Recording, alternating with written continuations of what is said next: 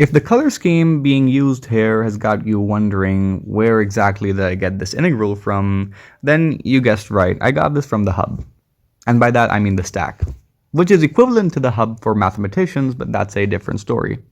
Anyway, this really cool integral evaluates to a really cool constant, and we're going to prove that in this video. So first things first, we're going to call our integral I. And the structure here is quite suggestive of a beta function approach. Now the question is, how exactly do we go from this structure to an integral representation of the beta function? Specifically, I'm going to be using the second integral representation, which is the beta function with complex arguments u and v, being the integral from 0 to infinity of t to the v minus 1 dt divided by 1 plus t to the u plus v. Okay, cool. So all we need is a nice substitution. And I'm actually going to be performing the transformation in 2 steps. And by 2 steps, I mean 2 substitutions, just to make things extra clear. So the first substitution comes from a look at the numerator x to the pi by 5 minus 1. Because if we let x to the pi by 5 equal u, then this will imply that pi by 5 times x to the pi by 5 minus 1 dx equals du on differentiation. Okay, cool. So we have the requisite structure in the numerator, and all that's missing is this pi by 5 term. And for that, we could just multiply and divide by pi by 5. So that'll give you a, a 5 by pi term outside. 5 by pi times the integral from 0 to infinity. The limits of integration are clearly not bothered by our transformation. And upstairs, we're left with du divided by 1 plus, now what exactly is x to the 2 pi?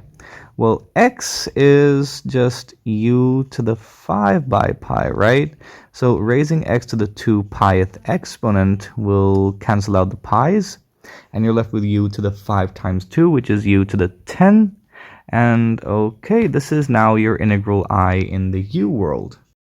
Next up, we're going to perform a substitution going from the t world to the u world by letting u to the 10 equal t.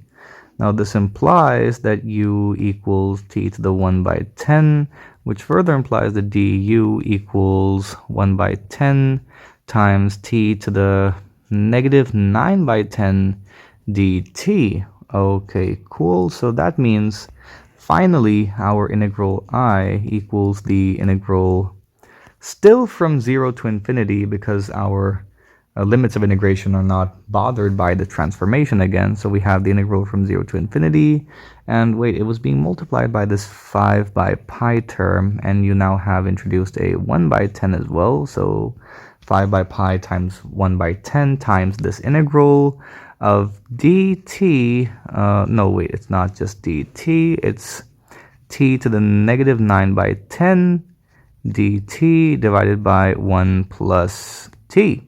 Okay, cool. So according to this integral representation of the beta function, we have v minus 1 being equal to negative 9 by 10.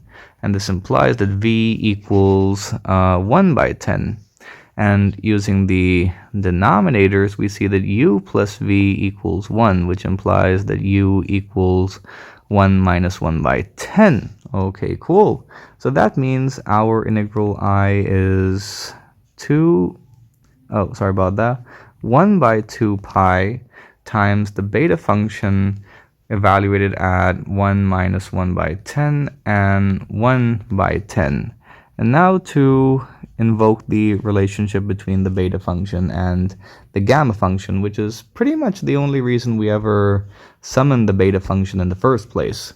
So this equals 1 by 2 pi times the gamma function evaluated at 1 minus 1 by 10 times gamma 1 by 10 divided by the gamma function evaluated at the sum of these two arguments.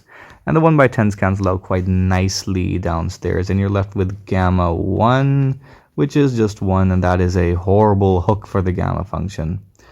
Much better. Anyway, so the denominator is just 1, so ignore it, and now you have the structure for Euler's wonderful reflection formula. Proof linked in the description below. So according to the reflection formula, gamma z times gamma 1 minus z equals pi times the cosecant of pi times z. So this implies that your integral I equals 1 by 2 pi times the cosecant of pi times z, which in this case is 1 by 10. So we have pi by 10, and the pi's cancel out nicely, so you have I being equal to 1/2 of the reciprocal of sine pi by 10. And this is pretty cool. This is actually gonna end up to be pretty satisfying because sine pi by 10 has a very nice exact form.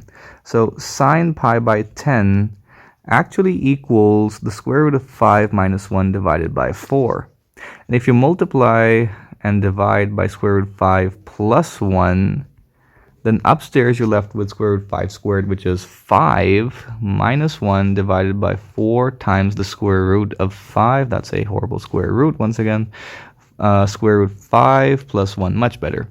So upstairs you have 4, downstairs you have 4. They cancel out nicely, and you're left with the reciprocal of square root 5 plus 1.